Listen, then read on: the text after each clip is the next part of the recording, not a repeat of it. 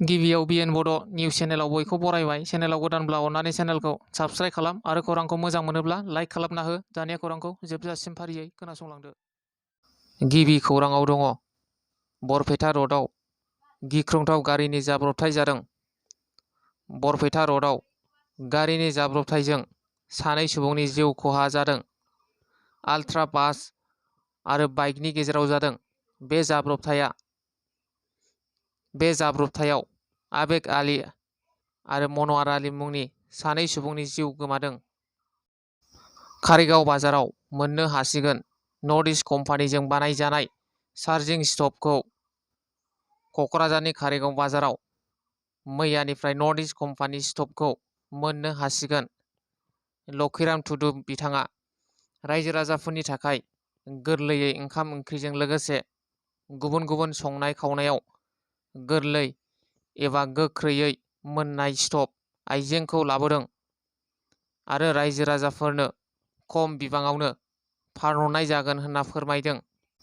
लोगोसे बिथाङा फोरमायबावदों दि बे स्टपखौ 5 घन्टा मोब्लिब गोहोजों चार्ज होनानै 10 घन्टा बाहायजागोन। लोगोसे बेटारिया गाज्रि जायोब्ला 6 दान रिप्लेसमेन्ट आरो बे स्टप बडियाबो गाज्रि जायोब्ला 5 बोसोर वारेन्टि दं होननानै मिथिहोदों। बेनिखायनो बे स्टपखौ सोरबाफोर बायनो गोसोब्ला 5,499 रांनिफ्राय एसे खमायनानै हरगोन होनना बुंदों लक्षीराम टुडु बिथाङा। सोरबाफोर खौरां लाहरनो गोसोब्ला 6000105023 बे मबाइल नाम्बाराव खौरां लाहरनो हागोन। क'क्राझाराव दुरान्ड काप खुंगोननि लाहार फाहार खालामनायखौ बिटिआरनि गाहाय खुंगिरि प्रमद बर'आ साइ स्टेडियामाव नायगिदिंहैदों। एसियानि बयनिख्रुइबो गोजामसिन दुरान्ड काप जोलुर बादायलायनायखौ क'क्राझारनि साइ स्टेडियामाव खुंनाय जागोन। दुरान्ड काप जोलुर बादायलायनाय खुंगोननि लाहार फाहार खालामनायखौ बिटिआरनि गाहाय खुंगिरि प्रमद बर'आ साइ स्टेडियामाव थांनानै नायगिदिंहैदों। धेमाजि जिल्लानि सिङाव थानाय सिलाफोथार दख'रानि सिला बालिगाव गामिनि अंगनाबादि सेन्टारा सोरलां बोरलां गोजाम बायला जिला अखा सेरनायनि नुथाय। थांनाय मैया सिला बालिगाव अंगनाबादि सेन्टारनि उन्दै उन्दै फरायसाफोरा सोलोंथाइ लानायाव उसुबिदा जानानै दं। न'आ बायला जिला जानायनि जाहोनाव लोगोसे बे फरायसालियाव फरायनाय सा 40 जन फरायसाफोरखौ ओंखाम जाहोनाय लोंहोनायाव उसुबिदा जानानै दं होननानै खौरांगिरिनि सिगाङाव फोरमायदों। अंगनाबादि सेन्टारनि फोरोंगिरि आरो फरायसा फरायसुलिनि गारजेन एबा बिमा बिफाफोरा लोगोसे न'खौ लुनानै एबा रिफाइरिं खालामना होनो थाखाय सरकारखौ खावलायहरदों। गसाइगावआव मैदेरनि उदखार।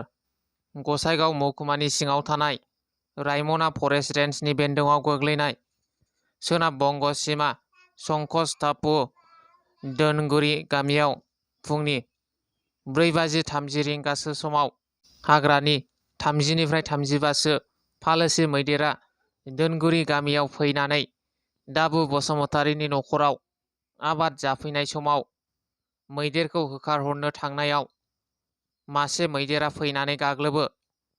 दाबु बसुमतारी मुंनि 54 बोसोर बैसोनि सुबुंखौ आथिङाव गोब्राबथारै सुखावलाङो मैदेरा। लोगोसे सिनस्रि आखाइ बायदिफोराव जोखोम खालामलांदों। गोब्राब जोखोम जानाय सुबुंखौ गसाइगाव आरएनबि देहा फाहामसालियाव थिसननाय जादोंमोनब्लाबो नाथाय गोब्राबथार जानायाव गसाइगाव देहा फाहामसालियाव दैथायहरनाय जायो। रायजोफोरा फोरमायनाय बादिब्ला हाग्रानि मैदेरा बेबायदिनो सानफ्रोमबो दोनगुरि गामियाव उदखार खालामो होननानै मिथिहोदों। हेफाजाबनि थाखाय बनसुआ आर'जलाइ गथायदों। गासैबो बर' फिसाफोरनि हास्थायनाय आरो सिमाङानो बड'लेण्ड आरो बे बड'लेण्डखौ दाफुंनो थाखाय मिज'रामनि गिबि मन्थ्रि जयराम थांगानो आर'जलाइ गथायदों। बर' माहारियारि फरायसा आफाद बनसुनि आफादगिरिजों लोगोसे बर'नि फ्रन्टेल आफादफोरा खौसेयै मिज'रामनि गिबि मन्थ्रि जयराम थांगाखौ गावनि जिरायसालियाव लोगो हमनानै आर'जलाइ गथायदों। आलादा रायजो बड'लेण्ड दाबिनायाव मिज'रामनि गासै MLA आरो MP बिथांमोनखौ हेफाजाब होनो एबा बिनानै होनो थाखाय खावलायनाय आर'जलाइ गथायदों।